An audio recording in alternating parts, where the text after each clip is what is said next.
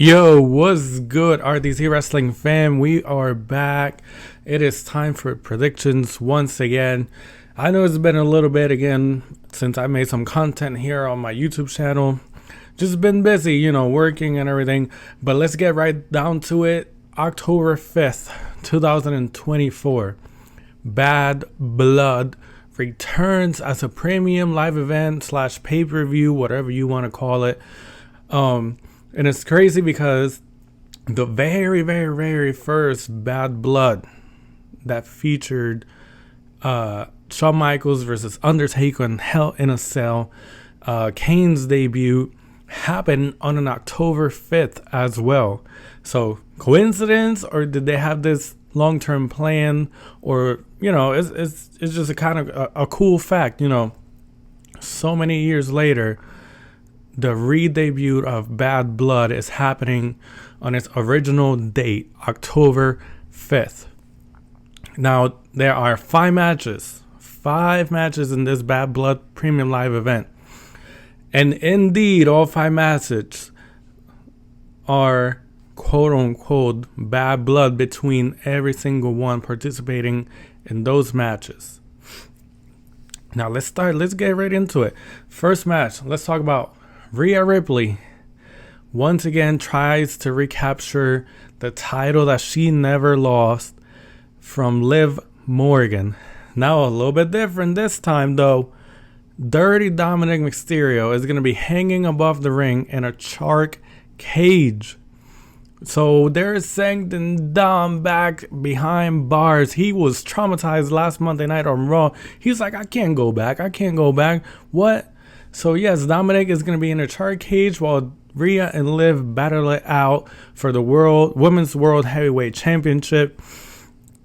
Man, I just have a deep feeling that even though Dominic is going to be hanging above the ring, either he's going to help Liv Morgan somehow. I don't know, maybe he drops from the cage some type of object for Liv Morgan to hit Rhea with, like a brass knuckle or something.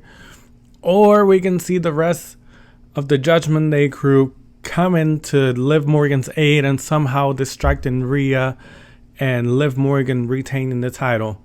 I'm a mommy fan. I'm a Rhea Ripley fan. But in this match, given the circumstances, I have Liv Morgan winning because I still think there's still a little bit more to give from this rivalry. Now, given the fact that what if Rhea Ripley wins, I wouldn't be surprised, but I don't think they're going to pull the trigger yet. I think Liv Morgan is going to retain this title with help either from Dominic from above the cage or above the ring in the shark cage, dropping something into the ring so Liv grabs it, or the rest of Judgment Day or a couple of the other members, whether it's Carlito, Finn, or JD, going to come out and help Liv Morgan retain that title. So you let me know what you think about that. Second match we're going to talk about, since we're talking about Judgment Day and, all their beef and their bad blood, Finn Balor faces Damian Priest on a one-on-one match. I am very surprised they didn't give any type of stipulation to this match. I ain't upset about it. We know Finn Balor can wrestle. We know Damian Priest can wrestle. They can both go at it and give us just an amazing match in that ring and storytelling. I also have Finn Balor winning this match. I think it's all going to be linked between both matches. The Judgment Day, the new Judgment Day, still trying to put down and destroy Rhea and Damian Priest. This is going to be definitely interesting and see the dynamics of it. I know in this match for sure, Finn Balor is going to have some type of help. We know he is one half of the World Tag Team Champions, the other half being JD McDonough. They are, Damian and Rhea Ripley are outnumbered. And they got Jay that can come and help and whatever. But they're still outnumbered. So we shall see. Is Jay going to be present at the Bad Blood Premium Live event? There's no match for him scheduled at that event. So we shall see what happens this, tomorrow. I'm filming this Sunday. So tomorrow night is the Monday night before Bad Blood, we shall see. But I doubt Jey Uso is going to get a match at the Premium Live event. So maybe he'll be there for more support towards Rhea and Damian. I'm sure whether he gets involved in matches or not, we shall see. And we're going to come back to Jey Uso in a little bit. But again, I have Finn Balor winning this match with help, once again, with the Judgment Day. Now, another match we saw that finally Nia Jax has someone become the number one contender for her title. And that being to be Bayley, once again, trying to recapture her title. Now, let's go back. Nia Jax beat Bayley for that title a few months ago. Bayley made her way back to be a number one contender. We shall see.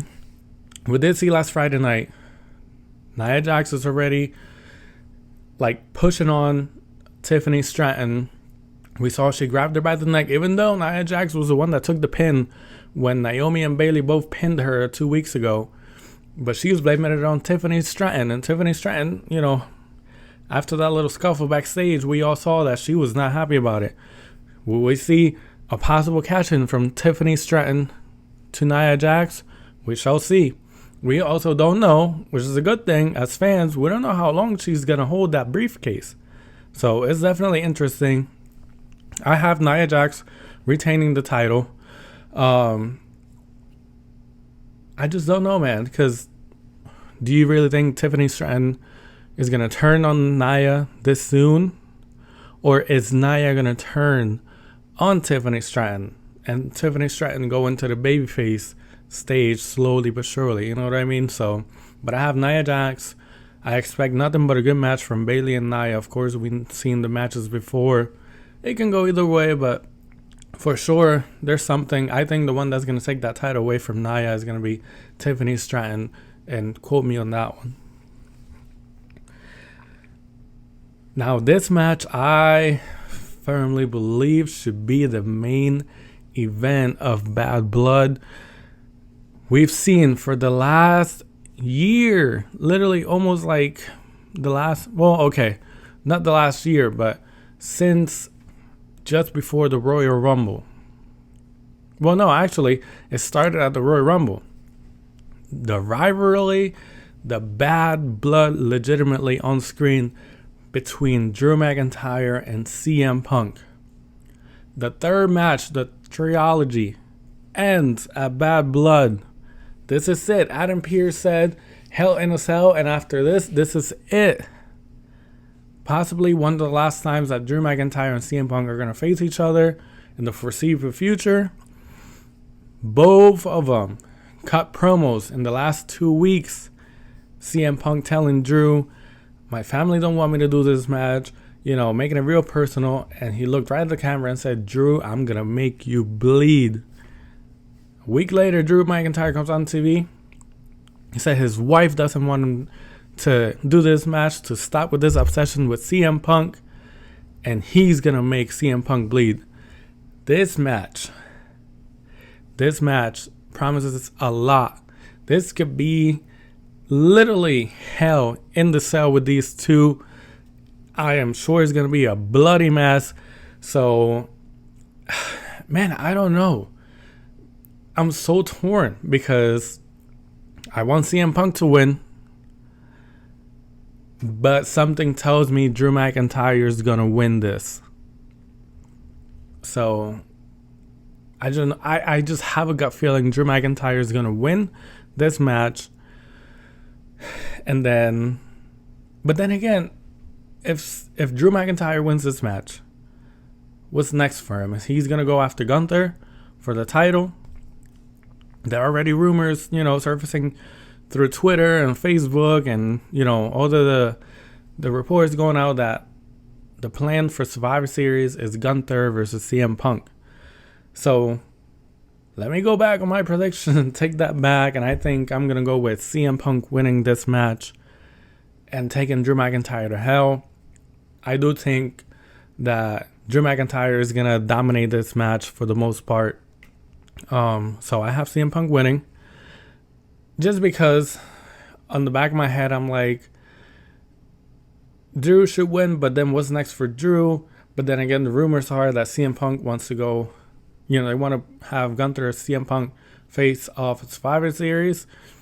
So I think having CM Punk win this Hell in a Cell match pretty much leaves him up there on high to go after Gunther. That makes sense. So, but man, I am so anxious to see this match in a good way. Like, I am excited. This is going to be epic. Possibly maybe one of the most violent Hell in a Cell matches in the modern era of WWE. So I am super excited for this match. I cannot wait to see it. Last but not least, something I thought I would never see. Because here for months we've been talking, everyone's as fans, we've been talking, it's going to be Bloodline versus Bloodline at Survivor Series, War Games. Jimmy's going to come back and start helping Roman and this and that. And they're going to bring Jay into it and they're going to bring Sammy into it. But this story took an unexpected turn. We see Roman come back. And for the past couple of weeks, he's been going after Solo and his new bloodline. Fast forward to 2 weeks ago. They come up with a contract, Solo and Jacob Fatu, challenging Roman and Cody to a tag match at Bad Blood. We all know the history between Cody and Roman. They don't like each other. Like Roman Reigns said it in that promo in the stadium at Georgia Tech. You're in my way of life. Something like that he said. Like literally Cody has been, that pain in the ass, that little bother in the back of Roman Reigns' head for the past 3 years. And now we're going to get them in a tag team match. Facing off against Solo and Jacob Fatu. I sincerely have Solo and Jacob Fatu winning this match. Now, Roman Reigns did give Cody Rhodes his word that he's going to have his back in this tag match. But after this tag match over, he wants to go after his title. And, Cody, we saw in that promo, he's like, it's not your title no more. You're not the tribal chief and this and that. So there's like 3 different types of bad blood in this match. We have Cody and Roman. They got bad blood. They've been beefing for, going against each other for the past 3 years. Cody finally thrown Roman WrestleMania 40. We have the bad blood between Cody and the Bloodline. Solo, Jacob Fatu, and the Loas. They've been after Cody for how many months now? Literally since after WrestleMania. But then you have the new bad blood of Roman and Solo and his new bloodline. Like, it's just a lot. I think the culmination of this match, there's going to be a lot that's happening. And we have one major factor that we've all, not that we all forgotten about it, but we need to think of. The Rock hasn't come back yet. And he wants Cody. But then again, is he going to be on Solo's side or on Roman's side? Or is he going to come in and pretend like he has Roman's back and turn on Roman? He's still the final boss. Final boss / the bad boss, a bad guy. So, will we see him at Bad Blood? Now, will we see Jimmy at Bad Blood coming out, finally returning to aid Roman Reigns? Now going back to Jey Uso. Like, is he going to be there? And if he's there, he sees Roman and his brother getting beat up. Is he going to come out and try and make a save to save his brother? Key words that Jey Uso said during Jimmy and his feud during WrestleMania. We're on opposite sides, but I still love him. He's still my brother. Like, there's a lot to think about. This match is crazy. Literally, no one can sit there and tell me they know what way they're headed. Because then we saw a possible teaser of a War Games match at Survivor Series where the new bloodline, and then we saw Randy, Kevin Owens, and Cody in the ring. Then they would lead another partner, which could be Roman. But they haven't tease anything about the OG bloodline, Roman, Jay, Jimmy, and Sami Zayn going up against the bloodline, the new bloodline. There's a lot to go back and forth. Man, I love it. As a fan, I love it. And I just sit here and give, my predictions, my thoughts, what's going through my mind, what I think is going to happen, what not. Under no circumstances I'm saying, this is going to happen. I know this is going to happen. I'm just a fan giving opinions, and hopefully you guys like it. But again, in this match, I have Solo and Jacob Fatu winning. The rest of the bloodlines are going to get involved. It might be chaos, mayhem. Will we see The Rock come back, turn on Roman, join the new bloodline, or help Roman? Will we see Jay get involved in this match if he's in the building? If Jimmy Uso comes back, tries to save Roman, and they're going to be down by the new bloodline, we will see a new member to the new bloodline. There's like thousands of them. They have, supposedly one of the, I forget his name. He just got signed to an NXT. He's internally signed to NXT. Then there's been rumors going around. Sila Fatu pulled all his dates. You know what I mean? From the Independents and CZW and whatnot. He made an appearance a couple days ago in Booker T's school. But we all know, Booker T has a good relationship with WWE. If Sila Fatu were to be signed with WWE and join the new bloodline. But I don't know. There's a lot going on, and I love it. It's making our brains go back and forth. We think they're heading one direction, and then out of nowhere, they just swerve the other way. You know what I mean? It's a great time to be a fan. And then, like I said, I have Solo and Jacob Fatu winning this match. It should be interesting to see how Cody and Roman work together through this match. Bad Blood, October 5th, should be amazing. A lot of nostalgic in the fact that the very first Bad Blood in your house happened on an October 5th back then as well. We also have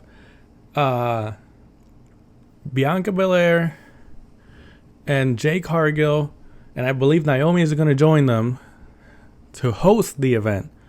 Is that going to bring something towards the women's division? You know what I mean? Is there someone who's going to try and step up to them and whatnot? We also see possibly a little teaser of maybe Naomi going heel after she lost to Bayley. We shall see.